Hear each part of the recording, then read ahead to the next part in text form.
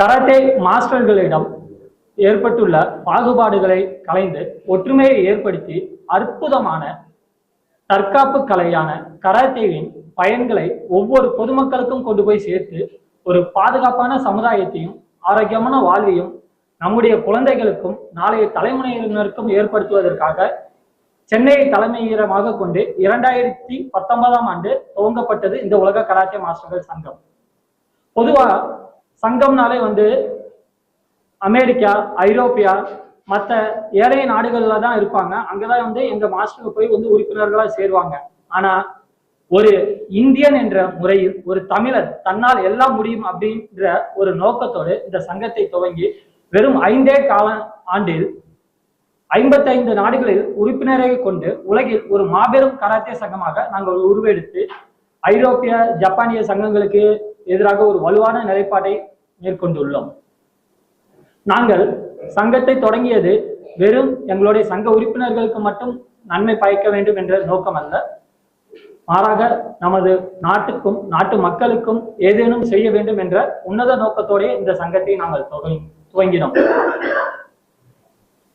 நம் முன்னோர்கள் இந்த அற்புதமான பூமியில் நாம் வாழ்வதற்கும் வளர்வதற்கும் ஒரு பாதுகாப்பான சமுதாயத்தையும் ஏற்படுத்தி நமக்கு கொடுத்திருந்தனர்.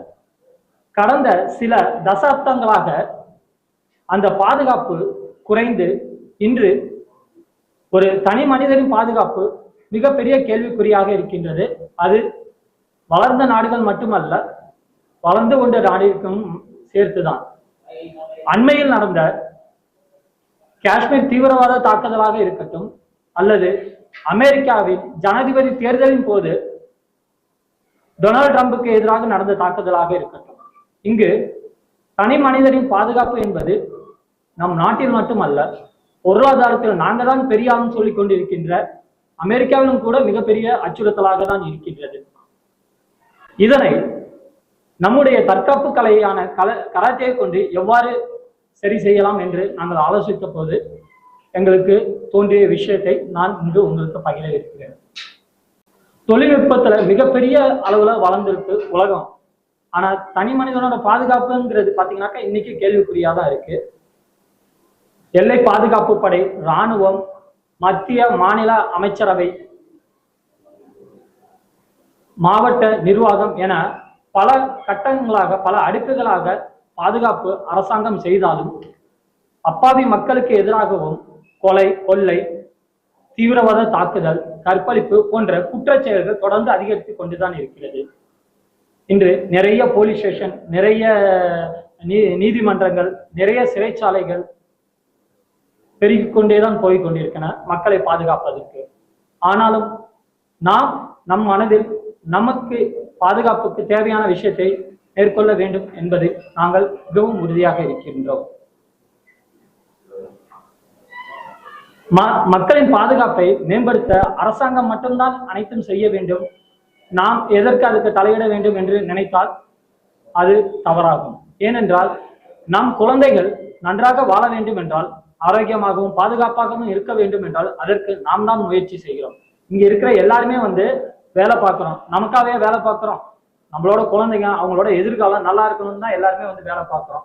நம்மளோட பெரும்பாலான பகுதியை நம்முடைய பெற்றவர்களுக்கும் நாம் பெற்றவர்களையும் வளர்க்க தான் நாம் செலவிடுகிறோம். அப்படிப்பட்ட விஷயத்தை நாம் அரசாங்கம் செய்யும் என்று ஒதுங்கி நிற்க முடியாது. நம்மாலான அனைத்தையும் செய்வை நாங்கள் இங்கு ஒன்று கூடி இருக்கிறோம். அடுத்த 5 ஆண்டுகளில் கிட்டத்தட்ட 8 கோடி மக்களுக்கு இந்த தற்காப்பு கலையை இலவசமாக பயிற்றுவிக்க எங்களுடன் 5000த்துக்கு மேற்பட்ட கராத்தே மாஸ்டர்கள் இணைந்துள்ளனர்.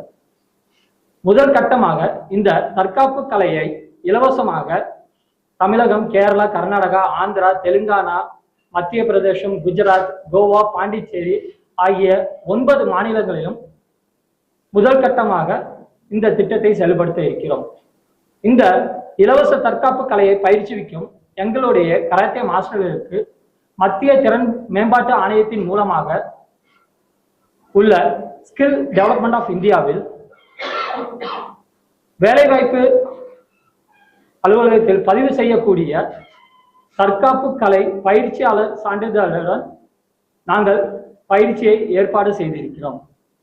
ஸோ பொதுமக்களுக்கு தற்காப்பு கலையை பயிற்சிக்கும் எங்கள் அனைத்து மாஸ்டர்களும் மத்திய அரசின் சான்றிதழ் பெற்று இந்த பயிற்சியை பயிற்றுவிக்க போகிறார்கள்.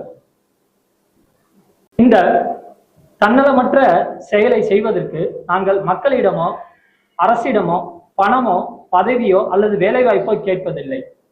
மாறாக அனைவரின் ஒத்துழைப்பை தான் நாங்கள் கேட்கிறோம். காரணம் என்னவென்றால், சொல்லிக் கொடுக்க நாங்க தயாரா இருப்போம். அதை கத்துக்கிற மனப்பான்மை இருந்தாதான் நாங்க அதை கொண்டு போய் சரியா சேர்க்க முடியும்.